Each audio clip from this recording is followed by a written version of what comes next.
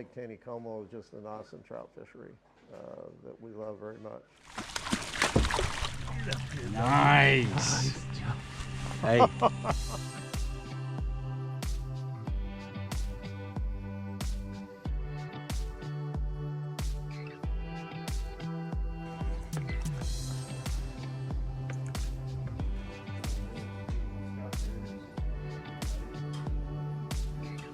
Here with a good friend, Phillip Stone. We are on Lake Taneycomo. Is this a lake or a river? Technically, it's a lake. It's the old White River, but there's a dam at either end of it, so. Is that a controversial topic? It is, it is. I get asked that all the time.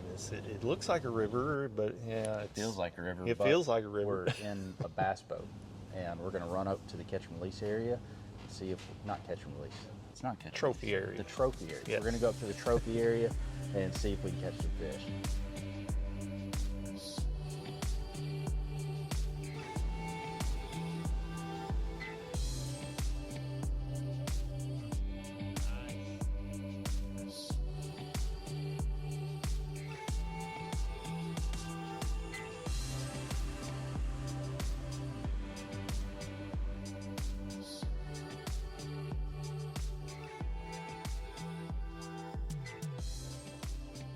So we've made it all the way up to the dam. We're in the trophy area, and one of the things, if I understand this correctly, one of the things about the trophy area is you cannot use plastics. So you can use flies, those are feathers, or hairs, natural fibers. You can also use hard plastics or metal fishing items like spinners, spoons, things like that. But you cannot use plastics up here in the trophy area. So keep that in mind if you're up here fishing on Lake Taneycomo. So would you say this is a pretty common technique? It is. It definitely is. And as you can see, works pretty well. Yes, sir. That's First one. cast. First cast. Settle down there. Easy, girl. Nice job. Nice That job. was one for today, just below the cable, up here in the trophy area on a black 1/8. That has been that is one of the go-to colors on Taneycomo. How's the fishing in general on the lake? It's getting better. We've had a late fall. It's fishing like it's still, late October and Wild. early November. There you go. That's not bad here. I may have to switch jigs here.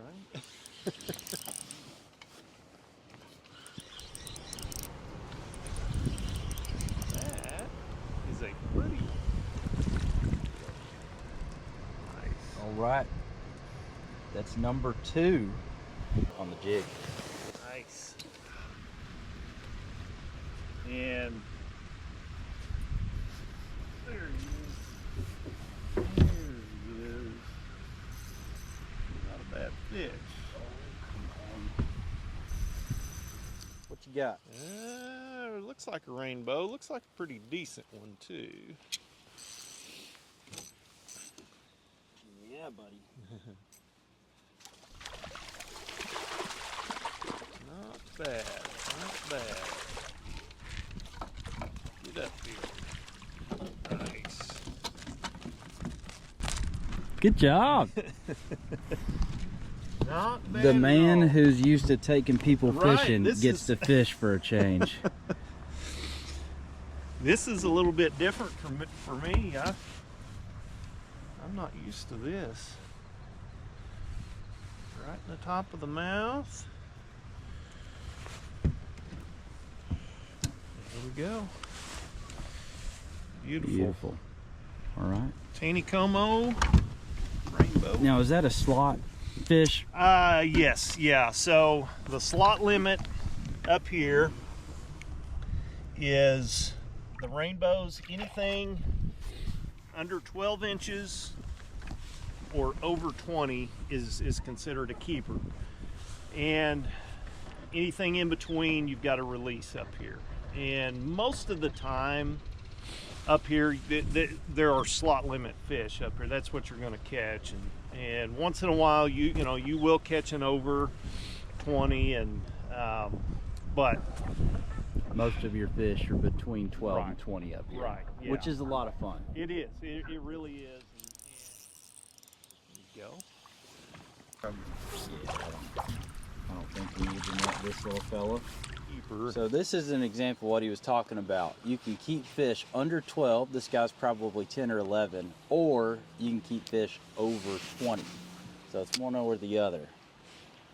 We've seen a lot of ups and downs, but back in 1995, 1997, they implemented a trophy area up on the upper lake that restricted the taking of trout over 20 inches, basically, and also restricted the type of lure that you use up there. That really helped, but we still had a food base issue. There wasn't enough food in the lake to really sustain the fish that they were putting in, stocking, which they presently stock about 550,000 rainbows and about 20,000 brown trout a year.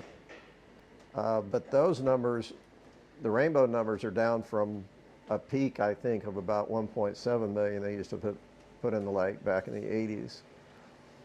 And they basically stair-stepped that down until just about 3 years ago, they started stocking as little as 550. And that doesn't sound like, it sounds like a lot of fish, but our lake's 23 miles long between two dams. So, and it gets deep, 40, 50 feet on the lower end. But what that did is it took the pressure off the food base to where it exploded. Our freshwater shrimp and our sculpins and a few other food base items really exploded. And with that, the growth rate of our browns and rainbows, I'm going to say, went through the ceiling, to the point where we can honestly call this a trophy trout lake. That looks like a brown.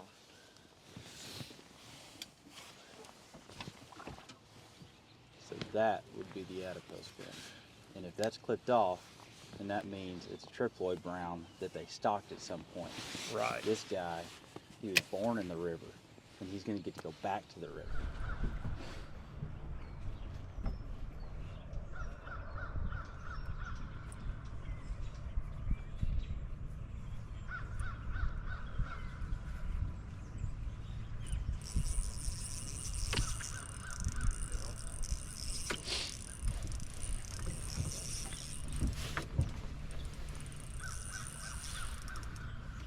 Nice. Definitely. A lot of people ask, what's the difference in a wilder fish and a brood fish? This guy probably hasn't been in the river that long. Even though he's bigger, notice his fins are kind of choppy and very underdeveloped, and his colors are pretty dull. That's one way you can tell. It really is an awesome fishery for the beginner, all the way to the experienced fly fisher, spin cast, whatever. And the real nice benefit is you've got everything else around it. You've got Branson, which is a great place to bring the family. You can jump over to Table Rock, which is from here only a 9-minute drive to put in at State Park. You could bass fish on one of the best bass lakes in the world. And Bull Shoals is less than 30-minute drive. I mean, it really is, Taneycomo is a very unique lake because of its trout fishery, but just the whole area is just very special.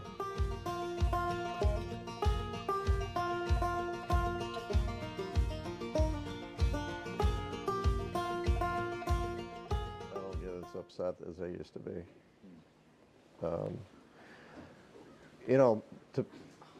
mainly because of all the stuff that we see happen, and I'm talking to Phil, all the stuff that we see happen, we still have an awesome fishery. And that's been going on since the beginning. And that's why, people get on their soapboxes and they'll rant and rave about, they're not checking people up the dam, and there's all these bait fishermen, and I see them, and they're taking fish out. But I have to point out, guys, even after all that, we still have an awesome fishery. So you can't. So you get rid of bitterness with thankfulness. That's really good. There you go. Turn the camera around. Oh yeah, nice brown, dude. Yeah, that's a good brown.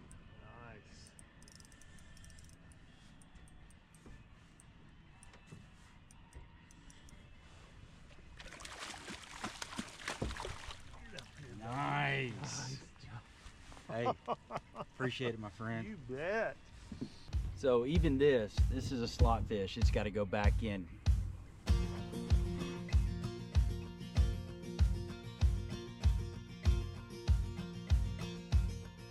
And it was an incentive, a catch and release incentive, to where if you caught a trout over 20 inches, and you released it, then you would get a pen and a certificate. And our Trout Unlimited chapter is no longer in existence, so we picked it up. We initiated it at the beginning, but we kind of made it our program. It's just an incentive that the guys can use to get that fish back in the water. And I honestly can say that I'd say 90% or more of the trout over 20 inches that are caught in this lake are released. With these guides taking out first-time fishermen and instilling in them, if they continue fishing, that catch and release is something that works as far as the fishery and growing bigger fish. Are you seeing some of the same fish on there? Oh, heck yeah. Yeah. Oh, yeah. Especially in the fall, the brown trout run. Yeah. And on Facebook, I mean, you'll see the same brown caught. Over and Yeah, 3 or 4 or 5 Poor times. fish. over. Yeah. But Yeah. But that's a memory for now 3 or 4 people. Right, And it's a hope for everybody else who comes here. right. Whereas if that fish is on a stringer, It's gone. that I remember walking into Johnny Morris's dad's liquor stores that he had his fishing stuff in, and I love those type of shops, and I've always wanted that for my shop, just a place that's just full of tackle. You just can't get any more tackle in, and I drive my guys crazy because I'm always wanting to get more stuff and there's no room. But our tackle shop is full of fly tying material, your little knick-knack nippers and little things that you don't even find at Bass Pro. And then our fly selection, I think, is pretty incredible. We try to carry all of the flies that work on this lake and in a big assortment. We sell licenses, we sell night crawlers and lots of power baits and trout magnet and lots of other things that you find in a regular tackle shop. I think it's a developing dream. I don't think I saw myself when we bought this place. I didn't think we'd have 25 boats that we rent and have a big fly shop like this. I didn't know that. We were just trying to keep rooms clean and people happy. You know, I have an incredible wife that just loves on people. I'm a little bit more standoffish, but and then we have a crew that loves on our people too. And I think that, you know, the Lord has empowered us to treat people that are staying here like family. But, you know, I give him all the glory for any success that we have here. Because it's not about us. It's about him, and it's about the people who stay here. Me and Paul were talking about that this morning. morning. When they feed fish up in the hatchery, a lot of that food gets washed down, and if you're up there and you or when they flush the raceways, I think those fish are attracted to that water, and just like back here, you know, they know they're going to get food every once in a while. Yeah. So that's part of it. And this time of year, the oxygen in the water coming out of those hatchery outlets are a lot higher than the water outside Yeah. those flows. And in some years, that water coming in from the hatchery is the only thing keeping those fish alive. Really? And the water can get pretty nasty coming out of the dam.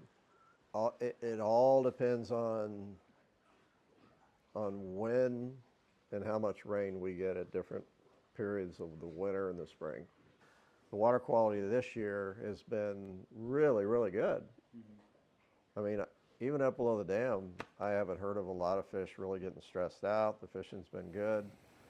When the water quality gets really not good, and it stays like that for a couple months in the fall, and those fish just get lethargic, and you catch one and sometimes you can't revive it. It just kills it. One year it got so bad that they started having fish kills in the lake and in the hatchery, and they came within just a couple days of. They were talking about taking the fish out of Shepherd and put them in another hatchery because they felt like they were going to lose the whole thing. Yeah. Anytime your temperature gets high, you have you start to have some bacteria and some problems. And this year our water temp's been staying around 52 to 54 since 1st of August.